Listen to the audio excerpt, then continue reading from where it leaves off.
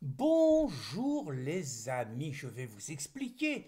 À travers la mort, par suicide, du moins c'est la version officielle du député LR Olivier Marleix, ancien chef du groupe parlementaire LR à l'Assemblée nationale de 2022 à 2024, je vais donc vous expliquer pourquoi Yaël Brun-Pivet, surnommée la perruche parce qu'elle est sur le perchoir, est une bonne à rien, une incapable, une tocarde qui n'a rien à faire à un poste comme ça et je vais vous l'expliquer. Avant d'expliquer ça, peut-être quelques réflexions sur la mort de ce député. D'abord, apparemment, il n'y a pas d'enquête. Le mec est retrouvé pendu chez lui. On n'a pas entendu parler qu'il ait laissé un mot, il n'y a pas d'explication, il a 54 ans, mais c'est sûr que c'est un suicide, comme la version officielle était que un quart d'heure après l'incendie de Notre-Dame, c'était forcément un accident et ça pouvait pas être une piste criminelle. Tout comme Éric Dénessé, décédé il y a un mois maintenant, on a retrouvé son arme à côté de lui au volant de sa voiture.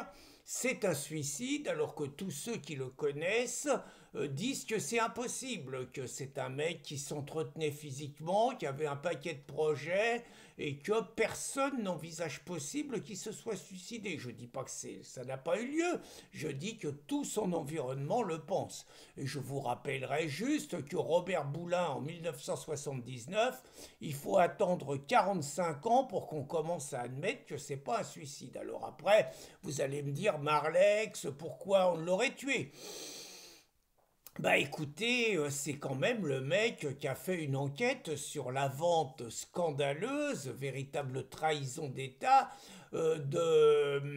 d'Alstom à General Electric. Le mec a parlé quand même de pots de vin énormes, de corruption, il a fait un livre sur la question, il a révélé des choses quand même pas reluisantes et surtout que celui qui a été à la manœuvre à l'époque et qui a poussé à la vente, c'est un certain Emmanuel Macron qui, contrairement à Arnaud Montebourg à l'époque en poste, lui était favorable à la vente et a tout fait pour favoriser la vente, quitte à racheter plus tard 2 fois plus cher que ce qu'on a vendu certains secteurs de General Electric en se rendant compte qu'on en avait besoin pour l'indépendance française. Donc, on va dire que c'est quand même assez curieux. Mais c'est pas ça que je voulais vous parler, c'est le rituel des minutes de silence à l'Assemblée nationale. Alors, bien sûr, tous les députés sont émus, sont bouleversés. C'est un des leurs. On remarquera par ailleurs, hein, je n'oublie pas mon cheminement, mais on remarquera par ailleurs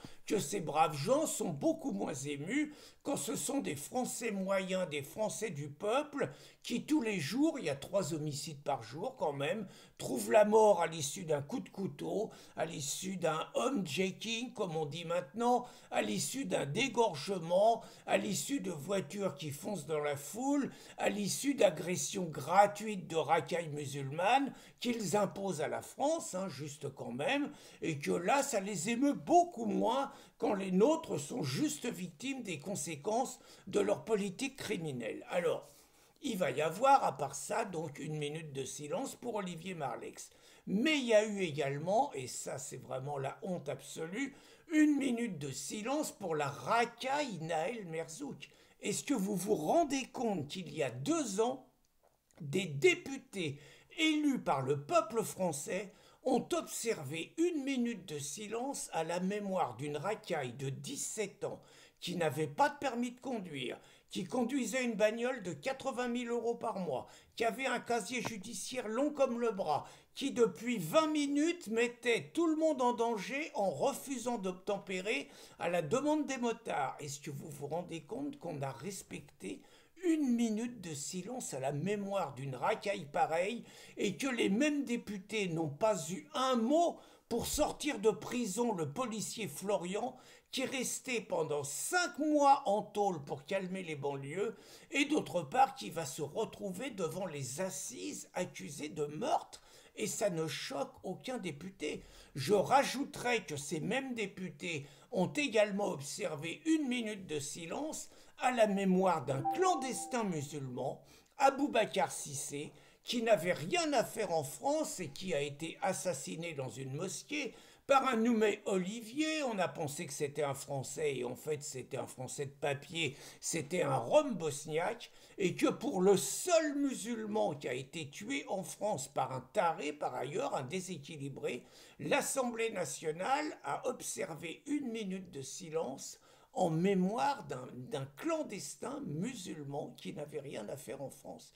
Je résume donc: Olivier Marleix, qui était quand même quelqu'un, bon, c'était pas le pire des LR, c'était pas le meilleur, mais c'était pas le pire. On va dire qu'il a pas suivi Ciotti et que je suis pas sûr qu'il soutenait Retailleau. Bon, c'est pas le pire, le mec se suicide, on observe 1 minute de silence. Pourquoi pas? Comme ça paraît logique de respecter 1 minute de silence à la mémoire de Samuel Paty ou de Dominique Bernard, les enseignants, ça peut paraître logique. Mais dire que des gens comme ça sont renvoyés dos à dos avec la racaille Naël Merzouk et avec un clandestin musulman, c'est dire à quel point l'Assemblée nationale ne représente plus le peuple français, à quel point elle est le symbole de toute une perte de repères et à quel point finalement cette perte de repères ressemble à l'Assemblée nationale, à ce qui est en train de devenir la France au nom du tout se vaut. Il n'y a absolument plus de sens des priorités, je dirais même de sens de l'honneur, et la minute de silence à la mémoire d'Olivier Marleix sera définitivement pervertie par celle que Yann Privet a fait respecter à la mémoire de la racaille Naël Merzouk. Bonne journée les amis.